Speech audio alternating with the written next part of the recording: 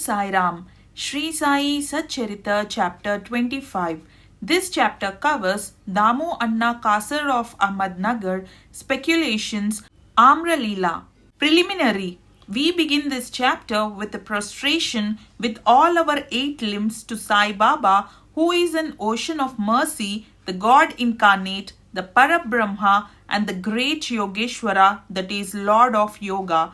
Victory be unto Sai Baba, who is the crest jewel of the saints, and abode of all auspicious things, our Atma Ram, that is self, and the sole refuge of the devotees. We prostrate ourselves before him who has attained the aim and end of life. Sai Baba is always full of mercy. What is wanted on our part is wholehearted devotion to him. When a devotee has got firm faith and devotion, his wishes are soon fulfilled. When the desire arose in the mind of Hemant Pant to write the life and leelas of Sai Baba, he immediately got it written by him. When the order to keep the memos was given, Hemant Pant was inspired and his intellect got strength and boldness to undertake and finish the work. He was not, as he says, qualified to write the work, but the gracious blessings of Baba enabled him to complete the undertaking, and thus you have this Satcharita, which is a cistern or a Somakant jewel from which nectar in the form of Sai Leelas oozes out for the readers to drink to their heart's content. Whenever a devotee had complete and wholehearted devotion to Sai Baba, all his calamities and dangers were warded off and his welfare attended to by Baba. The story of Damodar Savalram Rasani Kasar of Ahmednagar, now of Pune, alias Damu Anna, illustrating the above statement is given below. Damu Anna.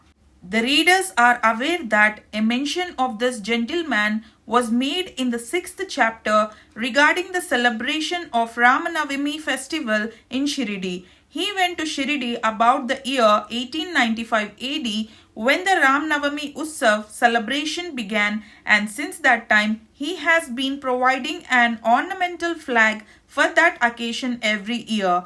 He also feeds the poor and the fakirs who come there for the festival. His speculations, cotton trading.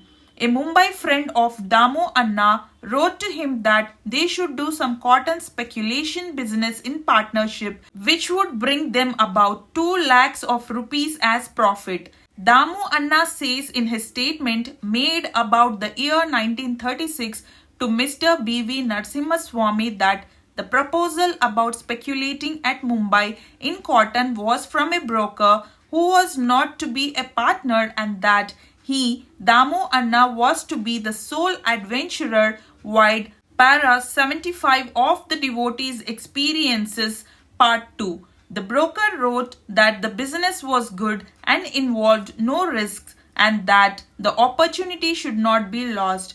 Damu Anna was vacillating. He could not at once determine to venture into the speculation. He thought over this, and as he was a devotee of Baba, he wrote a detailed letter to Shama giving all the facts and requested him to consult Baba and take his advice in the matter.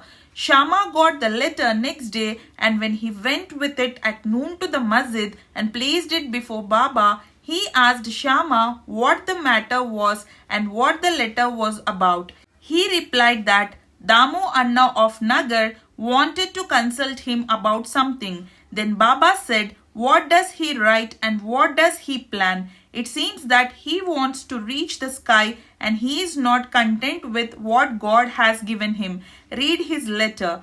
Shama then said, "The letter contains what you have just said. O Deva, you sit here calm and composed and agitate the devotees, and when they get restless, you draw them here, some in person and others through letters. If you know the contents of the letter, why do you then press me to read it?" Baba said, "O Shama, read it. I speak at random, and who believes me?" Then Shama read the letter, and Baba heard it attentively and said feelingly, "The Seth, Damu Anna has gone mad. Write to him in reply that nothing is wanting in his house. Let him be content with the half loaf, that is bread, he has, and not bother himself about lakhs. Shama sent the reply which Damu Anna was anxiously waiting for. After reading it, he found that all his hopes and prospects about lakhs of rupees as profit were dashed to the ground. He thought that he had done a mistake by consulting Baba, but as Shama has hinted in the reply that there was always much difference in seeing and hearing, and that therefore he should come to Shirdi personally and see Baba. He thought it was advisable to go to Shirdi and consult Baba personally about the affair. So he went to Shirdi, saw Baba, prostrated himself before him, and sat shampooing his legs. He had no courage to ask Baba openly about the speculation, but he thought in his mind that it would be better if some share in the business should be assigned to Baba, and said in his mind that if Baba were to help him in this transaction, he would surrender some shares of profits to him. Damu Anna was thus thinking secretly in his mind, but nothing was veiled from Baba. Everything past, present, and future were clear to him. A child wants sweets, but his mother gives bitter pills. The former spoil his health, while the latter improve it. So the mother, looking to the welfare of her infant, coaxes and gives bitter pills. Baba, kind mother as he was, knew the present and future prospects of his devotees, and therefore, reading Damu's Anna's mind, he openly spoke to him. Bapu, I do not want to be entangled in any such worldly things, that is sharing profits. On seeing Baba's disapproval, Damu Anna dropped the enterprise. Grain dealing. Then he thought of trading in rice, wheat, and other grains. Baba read this thought also and said to him, you will be buying at 5 seeds and selling at 7 seeds a rupee. So this business was also given up. The rise in the prices of grains was kept up for some time, and Baba's prophecy seemed to be falsified, but in a month or two there was abundant rain everywhere and the prices suddenly fell down, and therefore those who stored grains suffered a severe losses. Damu Anna was saved from this fate. Needless to say that the cotton speculation, which was conducted by the broker with the help of another merchant, also collapsed with severe loss to the adventurers. After seeing that Baba had saved him from 2 severe losses in cotton and grain speculations, Damu Anna's faith in Baba grew stronger, and he remained a true devotee of Baba till his passing away. Amra Leela, Mango Miracle. Once a parcel of about 300 good mangoes was received at Shirdi. It was sent from Goa by one Mamlatdar named Raleigh to Sai Baba in the name of Shama. When it was opened, all the mangoes were found to be in a good condition. They were given in Shama's charge, and only 4 were retained and placed in the Kolamba, that is pot, by Baba. He said, these 4 fruits are for Damu Anna, let them lie there. This Damu Anna had 3 wives. According to his statement mentioned above, he had not 3 but 2 wives only. He had no issue.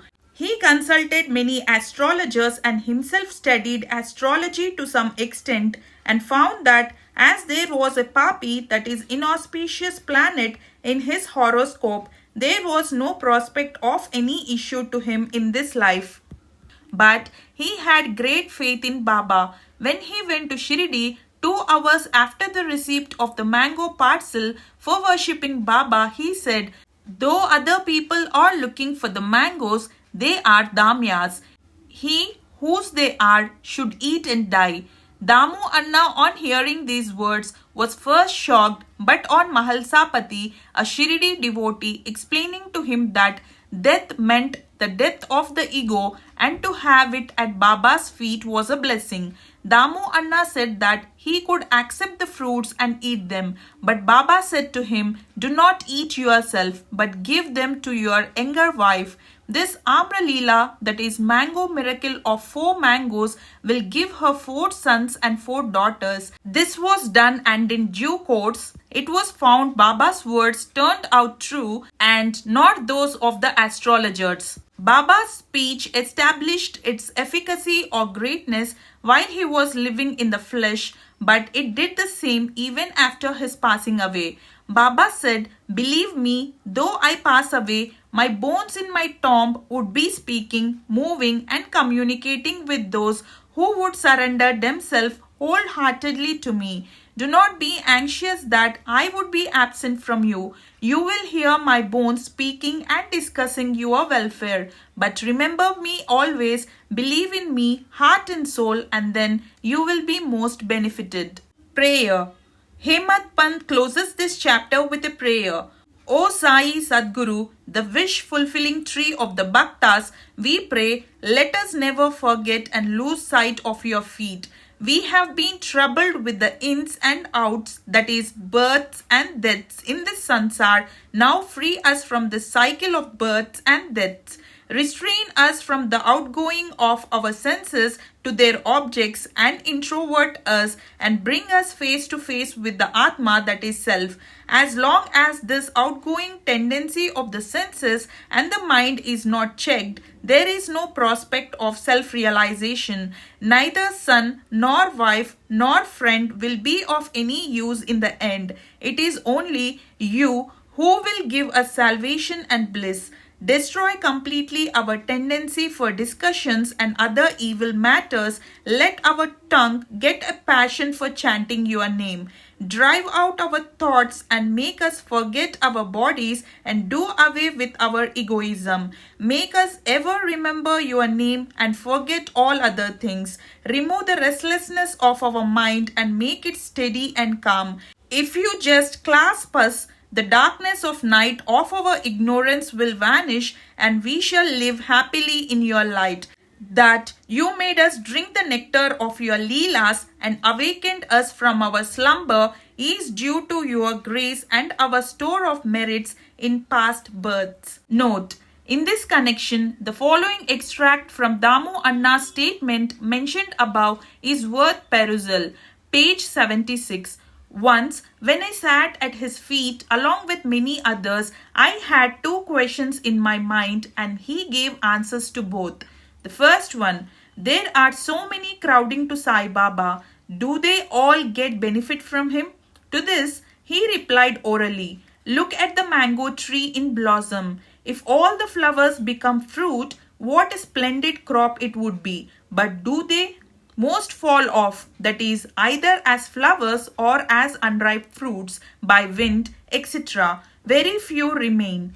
The second question was about myself. If Baba were to pass away, how hopelessly adrift I would be, and how am I to fare then? To this, Baba answered that he would be with me whenever and wherever I thought of him. That promise he had kept up before 1918 and has been keeping up after 1918. He is still with me. He is still guiding me. This was about 1910 to 1911 when brothers separated from me and my sister died and there was a theft and police inquiry. All these incidents made me very disturbed. When my sister died, my mind was much upset. I did not care for life and enjoyments.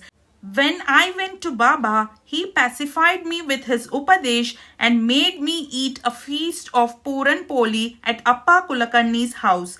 There was a theft in my house. A 30-year-old friend of mine stole my wife's jewel box, including her auspicious nath, that is, nose ring. I wept before Baba's photo. The next day, the man returned the jewel box and asked for pardon. Bow to Sri Sai, peace be to all.